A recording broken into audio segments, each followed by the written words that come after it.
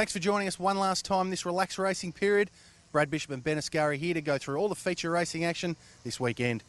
The main event in Victoria this week is Moonee Valley on Friday night, where the headline act is the $400,000 Hacer Group William Reid Stakes.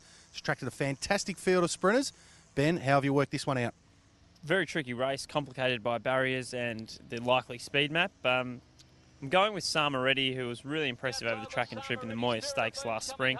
Because of I think from barrier 1 she'll get the perfect run just behind the speed. Thump will go forward and lead, I think, the 3-year-old filly, and then from outside of that, it's a little bit up in the air. Maybe Gregor's, maybe Fonsalina, but like Samaretti, because of the speed map, Sham Express and Spirit of Boom got undeniable chances, but just not sure where they get to in the run and probably get a bit too far back off the slow speed for mine. Yeah, well, that's fair enough. You've been copying my tips all carnival, so it's no surprise you've also done it at the final Group 1 race. I'm also going with Samaretti.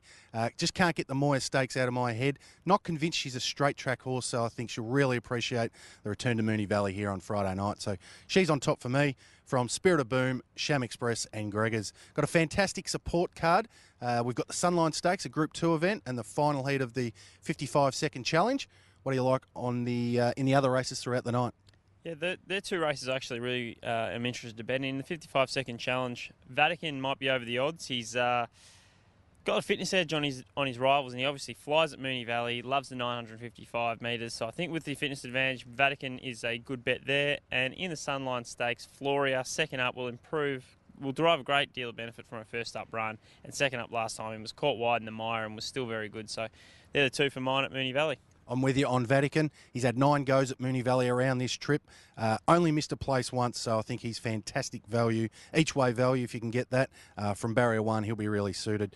Well, that's Moonee Valley Friday night. Saturday Metro action returns to Sportingbet Park on Saturday. We've got an 8-race card there, Ben, and who do you fancy? I think the best of the weekend comes in race 4 at Sandown in the shape of the Wendy Kelly trained Late Charge. Coming off a good run when he's beaten less than 3 lengths in the Australian Guineas. Caught wide throughout.